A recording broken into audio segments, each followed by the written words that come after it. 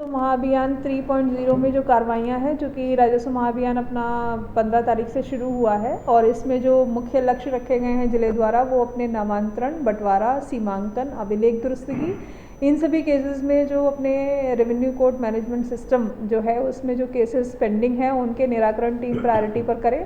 साथ ही अपने यहाँ तरमीम के लंबे समय से काफ़ी सारे केसेस हैं। हालांकि राजस्व महाअभियान 1 और 2 में लगभग 6.5 से 7 लाख केसेस का डिस्पोजल किया गया है तरमीम के, लेकिन जो हमारे शेष केसेस हैं उनमें से भी उनकी संख्या भी लगभग 8.5 लाख अभी भी है। तो उनमें से भी जो केसेस बचे हुए हैं उनके सीमांकन, उनके तरमीम हम लोग प्रायोरिटी में करें।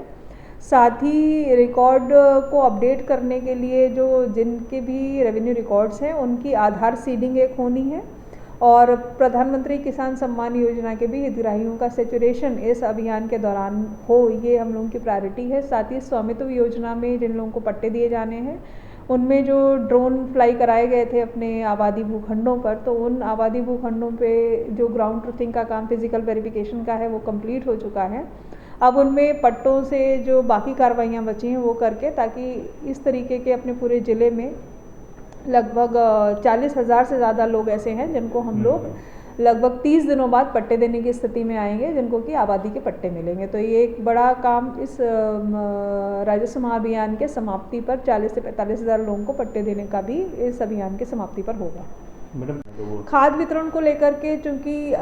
रीवा पूरे संभाग में ही अधिकतर ये स्थिति है कि अपने यहाँ जो बुआई है वो थोड़ी लेट चलती है, तो खाद को लेकर के अपनी जो अभी रैक डीएपी की एक परसों ही आई है उसमें से कुछ डिस्ट्रीब्यूशन समितियों में गया है और कुछ मार्कफेड के अपने जो काउंटर्स हैं उनके माध्यम से खाद उपलब्ध कराई जा रही है। एक समिति उमरी की अभी हम लोगों को सूचना मिली है कि वहाँ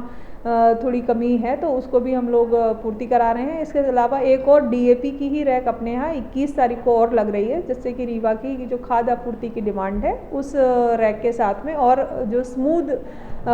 वितरण है वो और आसानी से उपलब्ध हो सकेगा। खाद को लेकर के भी किसानों को बहुत परेशान कोई ना हो और लगातार एक के बाद एक रैक प्लांट है, तो 2-3 दिन का बस गैप जा रहा है। इसके साथ ही आप बहुत आसानी से सभी को खाद अपनी समितियों के माध्यम से और मार्कफेड के जो काउंटर्स हैं उनके माध्यम से उपलब्ध रहेगी।